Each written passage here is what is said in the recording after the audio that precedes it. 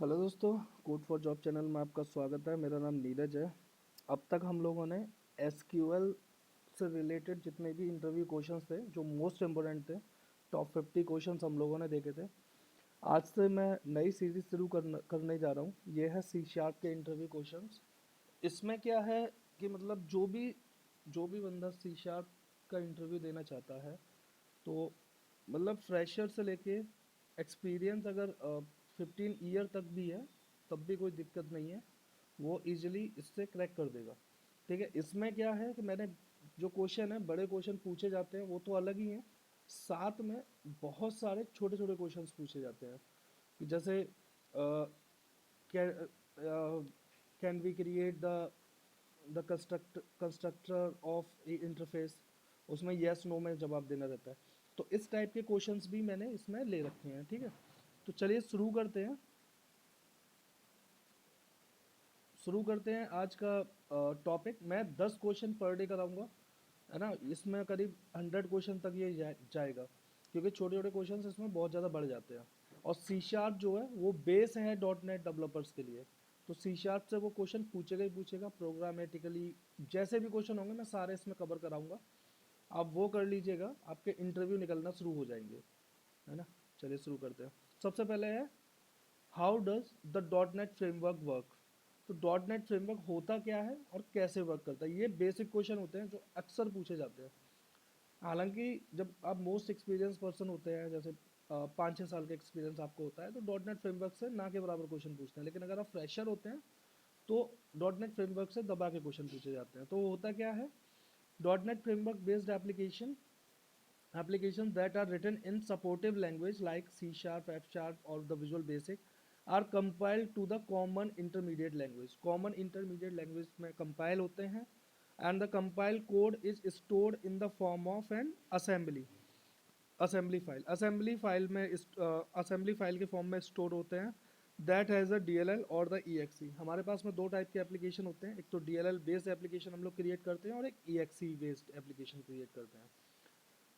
DLL based क्या होते हैं, जैसे हम लोग क्लास लाइब्रेरी, कोई भी क्लास लाइब्रेरी प्रोजेक्ट ऐड करते हैं अपने प्रोजेक्ट में, उसको हम लोग DLL बेस्ड बोलते हैं। और जो हम लोग जैसे मतलब कंसोल एप्लीकेशन और आपका विंडो फॉर्म एप्लीकेशन वगैरह ऐड करते हैं तो वो EXE होते हैं। अब डॉट नेट कोड से every application just like a console application, because जो डॉट नेट कोर में क्या है, वो program dot C S file दे दी है, उसमें मेन मेथड भी दे दिया है। ठीक है, तो ये होगा। चलिए नेक्स्ट चलते हैं। When the dot net application runs, common language run time CLR takes the assembly file and convert the CIL मतलब common intermediate language code into the machine code with the help of the just in time compiler. मैं आगे समझाऊंगा कि मतलब कैसे पूरा process है, ये काम करता है। Now this machine code can execute on the specific architecture of the computer it is running on. ठीक है, अब देखिए ये कैसे काम करता है। हमारे पास में एक सोर्स कोड है जो हमने लिखा, मतलब डॉट नेट की किसी भी लैंग्वेज में, जैसे कि C sharp, F sharp, VB.NET, इन पे से किसी भी लैंग्वेज में लिखा। तो ये क्या करेगा, पहले जो डॉट नेट फ्रेमवर्क का जो काम है, सबसे पहले क्या करेगा, सोर्स कोड को कन्वर्ट करेगा नेटिव लैंग्वेज में। ठीक है ना, नेटिव लैंग्वेज मतलब जो डॉट नेट फ्रेमवर्क की स्पेसिफिक लैंग्वेज होगी उसमें। फिर उसके बाद में ये कन्वर्ट करेगा उसको कॉमन इंटरमीडिएट लैंग्वेज। क्या होगा ये, language independent with the dot net framework. अब ये मतलब यहाँ तक तो जो भी काम था हमारा वो एक पर्टिकुलर लैंग्वेज पे, जैसे सी शार्प में कोड मैंने लिखा, सी शार्प में कोड का काम यहाँ तक था। फिर ये यहाँ से क्या करेगा, इसको कॉमन इंटरमीडिएट लैंग्वेज में कन्वर्ट करेगा। कॉमन इंटरमीडिएट लैंग्वेज में क्या है कि जो डॉट नेट फ्रेमवर्क की इंडिपेंडेंट टाइप की लैंग्वेज होती है ना। ये हर एक को इस common language interface common intermediate language में कन्वर्ट करेगा ही करेगा हर लैंग्वेज को। उसके बाद में अगला काम शुरू होता है कॉमन लैंग्वेज रन टाइम का, CLR का। अब ये क्या करेगा, ये कंपाइल करेगा CIL को, जो कॉमन इंटरमीडिएट लैंग्वेज है, उसको कंपाइल करेगा to the machine readable code, machine readable code में जिसको मशीन समझ पाए। याद रखिएगा, अभी तक की जो मशीनें हैं वो केवल 0 और 1 को ही समझती हैं। बाइनरी सिस्टम जिसको बोलते हैं वो केवल उसी को समझती हैं। तो अभी के जो सिस्टम है वो बाइनरी पे बेस्ड है, 0 1 की फॉर्मेट पे बेस्ड है। 0.1 का मैं थोड़ा सा ओवरव्यू आपको दे देता हूँ, वैसे तो कॉलेज में आप लोगों ने पढ़ा होगा। 0.1 का जो मेन मोटिव होता है, जैसे किसी कोई एक बटन है हमारे पास जिससे बल्ब हमारा जलेगा या बुझेगा। 0 होगा तो बुझेगा, 1 होगा तो जलेगा। ठीक है, तो यही फॉर्मेट होती है मशीन को कोई भी काम समझाने का। तो 0 और 1 की फॉर्मेट होता मैं एक्सप्लेन करने के लिए बहुत कुछ कर दूंगा भाई, इतना नहीं करना है ना, आगे बढ़ते हैं। तो ये होता है एग्जैक्टली तो एग्जीक्यूटेबल कोड हो गया machine code in the form of 0 and 1। ठीक है, चलिए नेक्स्ट चलते हैं आगे। नेक्स्ट है, अब हमें मेजर कंपोनेंट देखते हैं डॉट नेट फ्रेमवर्क के। ये आपसे भाई पूछे ही जाएंगे, है ना। जैसा कि ये कॉमन लैंग्वेज रन टाइम, ये कभी भी पूछ लेगा what is CLR, what is CTS, what is मतलब MSIL, ये सब पूछ लेगा। तो कॉमन लैंग्वेज रन टाइम क्या है? It is an execution engine that runs the code and provides services that makes the development process easier.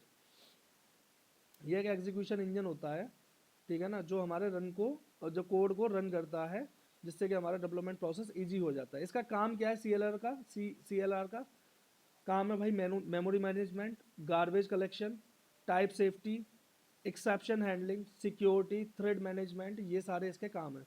तो कोई पूछे कि CLR होता क्या है, तो सीधा बोलिए कि CLR provide some kind of services to the development process. In the development process like memory management, garbage collection, type safety, exception handling, security management, thread management, ये सारे काम प्रोवाइड करता है। Now the program written in the dot net framework are executed by the CLR regardless of programming language. मतलब programming language से नहीं, CLR से execute करता है। And every dot net version is having CLR। Even dot net core में भी core CLR होता है। ठीक है, फ्रेमवर्क क्लास लाइब्रेरी FCL क्या होता है? It has predefined methods and the properties to implement common and the complex functions that can be used by dot net applications. ठीक है ना, क्या है ये? प्री डिफाइंड मेथड और प्रॉपर्टी होती है to implement the common and the complex function, ठीक है, use by the dot net application, जो भी डॉट नेट एप्लीकेशन यूज करता है। It will also provide types of dates, string, number, etc.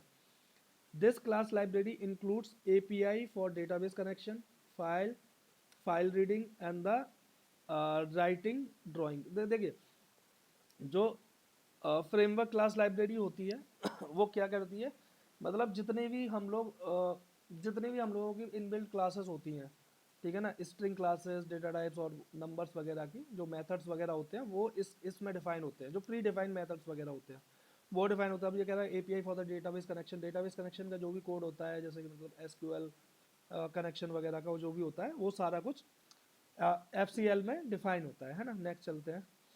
Next है हमारे पास में बेस क्लास लाइब्रेरी। तो बेस क्लास लाइब्रेरी क्या होती है? The base class library BCL has a use collection of the library feature and the functions that are helpful to implementing the various programming language. तो ये जब भी हम different different programming language की बात करते हैं तो इसके वो BCL ही काम करती है, जिसकी वजह से हम वेरियस प्रोग्रामिंग लैंग्वेज को कंपाइल कर सकते हैं, मतलब यूज कर सकते हैं इन द डॉट नेट फ्रेमवर्क। ठीक है, BCL दो टाइप में डिवाइडेड रहती है। पहला है user defined class library. User defined class library क्या होती है? It includes assemblies. इसके अंदर असेंबलीज होती हैं जो यूजर डिफाइंड क्लासेस लाइब्रेरी होती है। यूजर डिफाइंड क्लास लाइब्रेरी आप खुद भी बना सकते हैं। मान के चलिए आपने एक DLL क्रिएट करनी है, तो आपने एक क्लास लाइब्रेरी का प्रोजेक्ट लिया, ऐड किया अपने प्रोजेक्ट में, और उस प्रोजेक्ट में आपने कुछ रूल्स और कुछ मेथड्स वगैरह, कुछ प्रॉपर्टी फंक्शंस वगैरह यूज़ कर लिए। उसका आपने DLL क्रिएट कर लिया। DLL कैसे क्रिएट करेंगे? उसको जैसे ही आप बिल्ड करेंगे ना, तो उसकी एक DLL बन के तैयार हो जाएगी आपके बिन फोल्डर के अंदर। उस DLL के बेसिस पे क्या है, जैसे आपने कुछ प्री डिफाइंड मेथड्स अपने डिफाइन कर लिए कि नहीं भाई अगर ये होगा तो इसका लॉजिक इसको कैलकुलेट करके ये निकाल के दे देगा। अब उस DLL को क्या किया आपने, जहां भी यूज कर रहे हैं, मतलब जहां भी आपको यूज करना है उस पर्टिकुलर प्रोजेक्ट में आप उस DLL को मतलब अपने में, मतलब उस DLL को इनहेरिट कर लेंगे, यूज कर लेंगे, और उसकी फंक्शनैलिटी आपको यूज हो जाएगी। तो ये यूजर डिफाइंड क्लास लाइब्रेरी यही होती है। ठीक है। Assemblies, a .NET assembly is considered as a major building block of the .NET framework.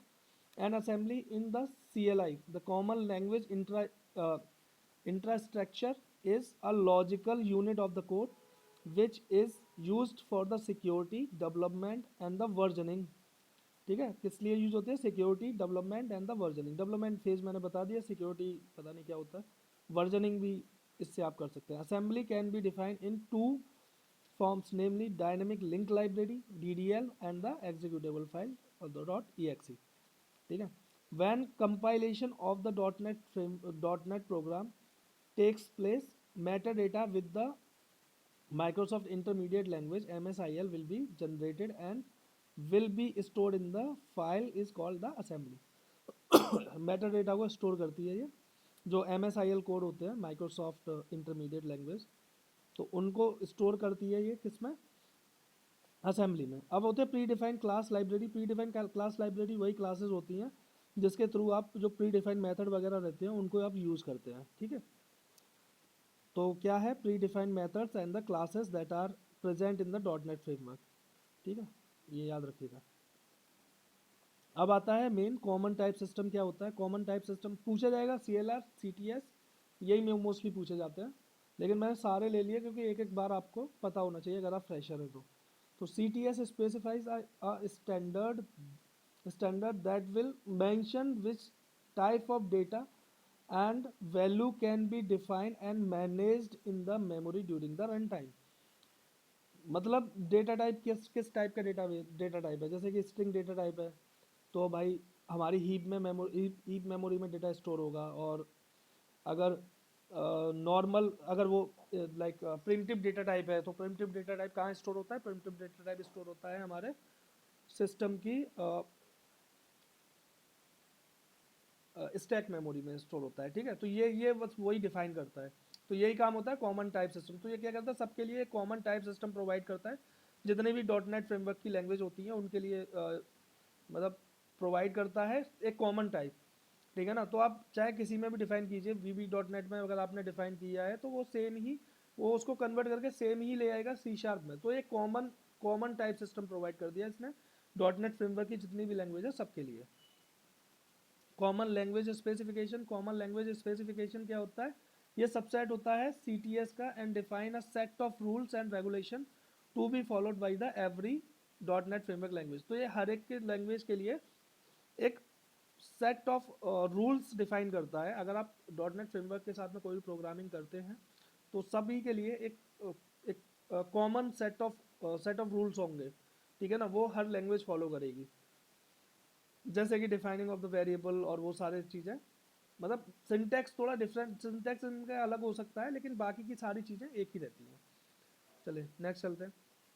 अब ये कैसे काम करता है एग्जैक्टली तो ये है हमारे पास में विजुअल स्टूडियो .NET। जो विजुअल स्टूडियो है ये पूरा विजुअल स्टूडियो के अंदर काम हो रहा है ना।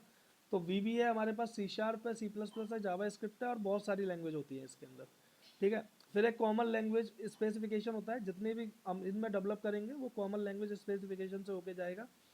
ठीक है, फिर ये क्या क्या है? फिर ये वेब सर्विस बनाई है हम लोग, वेब फॉर्म, वेब एप्लीकेशन क्या बनाया है वो सारी चीज़ें। फिर ये data XML classes, framework class library, common language run time, ये सारी चीज़ें हैं। ठीक है, चलते हैं नेक्स्ट। नाउ व्हाट इज, ये मोस्ट इंपॉर्टेंट क्वेश्चन है, लगभग हर इंटरव्यू क्वेश्चंस में पूछा जाएगा। नाउ ये अनदर मतलब मोस्ट इंपॉर्टेंट क्वेश्चन है, what is an EXE and the DLL। ये पूछा जाता है। तो EXE क्या होता है? EXE is an executable file that run the application for which it is designed। ठीक है, देखो EXE क्या होती है, सिंपल याद रखिए, EXE is a self executable file है। ठीक है, जबकि जो DLL है, DLL सेल्फ एग्जीक्यूट नहीं हो सकती। DLL को यूज करने के लिए हमें EXE वगैरह की ज़रूरत पड़ती है। बस सिंपल ये है इसका आंसर। ठीक है ना, आपसे पूछे आप सिंपल ही दीजिएगा कि भैया EXE जो है वो सेल्फ एग्जीक्यूटेबल फाइल है, वो खुद ही एग्जीक्यूट होती है, जब भी उसको हम लोग कॉल करते हैं वो एग्जीक्यूट हो जाती है। लेकिन DLL जो है सेल्फ एग्जीक्यूटेड नहीं है। नेक्स्ट क्वेश्चन की तरफ चलते हैं। What is CTS? CTS stand for common type system. It follows a set of structured rules according to which a data type should be declared and used in the program code। वही मैंने जो पहले बताया था CTS का मैं बता चुका हूँ, आप फिर भी एक बार और इसको देख लीजिएगा, पढ़ लीजिएगा, है ना। नेक्स्ट चलते हैं। Now explain the CLS and the, अब जो कॉमन लैंग्वेज स्पेसिफिकेशन भी मैं आपको बता चुका हूँ। ठीक है। जस्ट इन टाइम कंपाइलर के बारे में बता देता हूँ। Just in time compiler, it is a compiler that converts the intermediate code into the native language. मतलब जो इंटरमीडिएट कोड होता है उसको नेटिव लैंग्वेज मतलब 0 1 की फॉर्म में कन्वर्ट करता है ड्यूरिंग द एग्जीक्यूशन के टाइम पे, ठीक है। नेक्स्ट, अब ये अनदर मोस्ट इंपोर्टेंट क्वेश्चन है, what is the difference between the value type and the reference type. हमेशा आपसे पूछा जाएगा ये क्वेश्चन कि वैल्यू टाइप और रेफरेंस टाइप में क्या डिफरेंस होता है। तो a value type hold the actual data directly.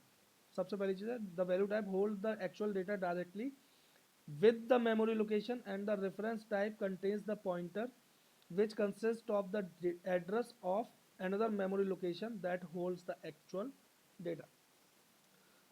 देखिए वैल्यू टाइप क्या होते हैं, इंटीजर वगैरह ये सब वैल्यू टाइप होते हैं। तो मान के चलिए मैंने एक इंटीजर टाइप का वेरिएबल लिया a और उसमें 100 मैंने स्टोर किया, तो क्या होगा, तो बैकग्राउंड में जो कंप्यूटर की मेमोरी होगी उसमें कैसे स्टोर होगा वो डेटा। तो वो क्या करेगा, एक मेमोरी एलोकेट करेगा स्टैक मेमोरी में, और वहाँ पे वो 100 स्टोर कर देगा। तो और ये जो जो वैल्यू टाइप है वो डायरेक्टली उसकी लोकेशन को डायरेक्टली मतलब डिस्प्ले कर देगा हमें कि ये लोकेशन पे ये वैल्यू स्टोर है। लेकिन रेफरेंस टाइप में ये नहीं होगा। रेफरेंस टाइप क्या करेगा, रेफरेंस टाइप एक वैल्यू स्टोर करेगा मेमोरी में, और उस मेमोरी के स्टोरेशन का एक एड्रेस जो है उसको अलग से स्टोर करेगा। तो वो हमेशा पॉइंट किसे करेगा, मेमोरी एड्रेस को, कि इस पर्टिकुलर मेमोरी एड्रेस पे अगर हम जाएंगे तो हमें वो पर्टिकुलर डेटा मिल जाएगा। जैसे स्ट्रिंग नेम इक्वल टू मैं नीरज रख दूँ, तो नीरज हमें डायरेक्टली नहीं मिलेगा, हमें उस मेमोरी लोकेशन के थ्रू ही मिलेगा। तो ये होता है वैल्यू टाइप और रेफरेंस टाइप में। और भी डिफरेंस है, value type stores it contents on the stack memory, stack memory में स्टोर करता है, जबकि रेफरेंस टाइप जो है वो स्टोर कहाँ करता है, हीप मेमोरी में करता है। Assigning a value type variable to another value variable will copy the value directly। ठीक है, तो वैल्यू टाइप में क्या होता है, जैसे एक वैल्यू मैंने दूसरे वेरिएबल में असाइन की तो केवल कॉपी ही असाइन होगी, ठीक है ना, वो कॉपी असाइन हो जाएगी सिंपल। लेकिन इन केस ऑफ अगर रेफरेंस टाइप की बात करें तो वो क्या करेगा, वो कॉपी नहीं असाइन करेगा, वो क्या करेगा, एक न्यू वेरिएबल क्रिएट कर देगा, न्यू स्पेस ले लेगा मेमोरी में, न्यू क्रिएट कर देगा और पुराने वाले को छोड़ देगा गार्बेज कलेक्टर के पास में कि तुम इसको रिमूव कर देना। तो गार्बेज कलेक्टर बाद में अनयूज्ड मान के उसको रिमूव कर देगा। हमेशा ये पॉइंट हमेशा याद रखिएगा जब भी आपसे डिफरेंस पूछे।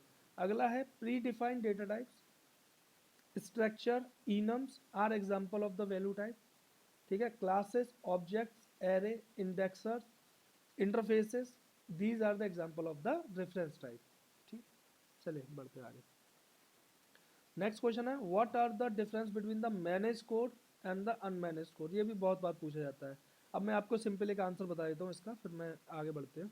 तो मैनेज कोड क्या होता है, वो कोड जिसे CLR मैनेज करता है, ठीक है ना, उसको हम लोग बोलते हैं मैनेज्ड कोड। अनमैनेज कोड क्या होता है, वो कोड जिसे CLR मैनेज नहीं करता है, वो होता है अनमैनेज कोड। इसके लिए मैं आपको एक वीडियो रेफर कर दूंगा, वहाँ से आप देख लीजिएगा। अगर आपको एक्स्ट्रा देखना है तो वैसे कुछ मतलब नहीं है एक्स्ट्रा देखने का, ना ही तो ये आपसे इंटरव्यू में वो घुस के आपसे बोलेगा कि एग्जाम्पल दो, और ना ही आपको कहीं भी जब भी आप काम करेंगे वहाँ ये काम आने वाला है, ठीक है। तो manage code, the code which is developed in the .NET framework is known as the manage code. This code is directly executed by the CLR with the help of managed code execution. Any language that written in the .NET framework is managed code. Managed code uses CLR, which in turns look after your application by managing memory, handling security, allowing cross-language debugging. These kind of things is done by the with the managed code. Unmanaged code क्या होता है? Unmanaged, the code which is developed outside the .NET framework is known as the unmanaged code. Application that does not run under the control of the CLR are said to be unmanaged code. ये answer याद रखिएगा, पूछा जाएगा ये question. 3 star मैंने लगा रखे हैं, 3 स्टार मतलब मोस्ट इंपोर्टेंट, ध्यान रखना। नेक्स्ट क्वेश्चन है, what is the difference between the I enumerable T and list T. पहले बता देता हूँ अगर आप एक्सपीरियंस है 5 ईयर प्लस एक्सपीरियंस है, आपसे ये वाला क्वेश्चन नहीं पूछा जाएगा। आपसे पूछा जाएगा what is the difference between I enumerable and I queryable, ठीक है। जो फ्रेशर है, फ्रेशर से लेके 5 year till the 5 year experience, ये क्वेश्चन पूछा जाएगा आई एनुमरेबल की और लिस्ट की के बीच में डिफरेंस क्या होगा। तो I enumerable is an interface where list is one specific implementation of I enumerable. A list is a class, ठीक है, लिस्ट क्या है, एक क्लास है। फॉर एग्जाम्पल तो for loop is a only possible way to iterate through a collection of I enumerable, where is a list can be iterate using the several ways. List को हम लोग for loop, for each, while, इन सबसे iterate कर सकते हैं, लेकिन आई एनुमरेबल को केवल फॉर ईच से ही करना है। I enumerable does not allow random access, random access allow नहीं करता है। लिस्ट तो रैंडम एक्सेस अलाउ करता है, क्योंकि लिस्ट में कोई भी आपको एलिमेंट चाहिए तो सीधा लिस्ट का ऑब्जेक्ट लो और उसको यूज़ करके आप पर्टिकुलर एलिमेंट निकाल लो, है ना। Now in general form of a performance standpoint, iterating through I enumerable is much faster than the iterating through the list, ठीक है। ये है एक इंटरव्यू क्वेश्चन। इसके बाद में जैसे आगे मैं इसके बारे में बताऊंगा, जब आपको लिंक में मैं आपको क्वेश्चंस बताऊंगा, इंटरव्यू क्वेश्चन जो लिंक में पूछे जाते हैं वो बताऊंगा, तब मैं इसको और अच्छे से एक्सप्लेन करूंगा बाय एग्जांपल।